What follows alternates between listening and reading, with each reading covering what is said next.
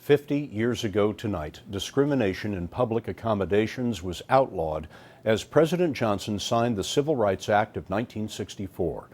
That, of course, did not end the battle for racial equality, a battle that would cost one woman her life. Mark Strassmann has her story. Mary Lillibow's mother was a martyr of the civil rights movement. It's my mom's picture, and it says, "Well-behaved women rarely make history." Viola Liuzzo, a Detroit housewife and mother of 5, would become part of history. If she had something to say, she said it.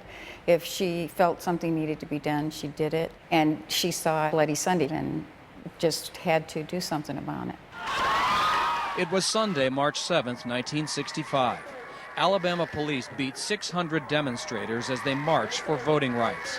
These images spurred Liuzzo to drive to Selma and join the protesters. Mrs. Liuzzo was struck and killed. As Liuzzo was driving along a pitch-black country road, Ku Klux Klansmen pulled up to her car and shot her to death. She was 39. Her daughter Sally was only 6. Dad looked at me and just started screaming, "Mama's dead, Mama's dead." That's how I found out. Nothing was ever the same again. Not for Liuzzo's family or for 19-year-old Leroy Moten, the only passenger in her car. How often do you think about that night? All the time. Somebody just shot through the window, and all of a sudden, car went off the road. Glass started hitting me in the face. When did you realize that she was in real trouble?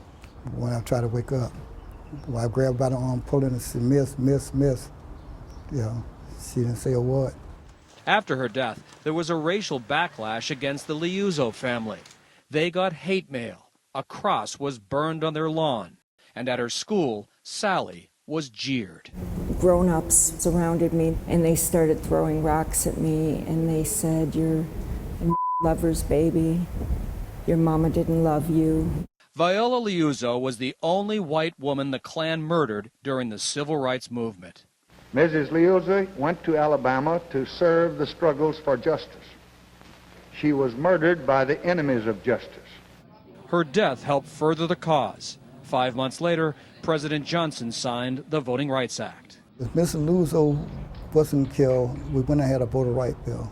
It took the death of a white woman The death of a to white get woman. the votes to pass the voting rights bill. Right. This is the Alabama road where she died. The marker reads, "In memory of our sister, Viola Liuzzo." Was it worth it? Yes, I wouldn't change a thing.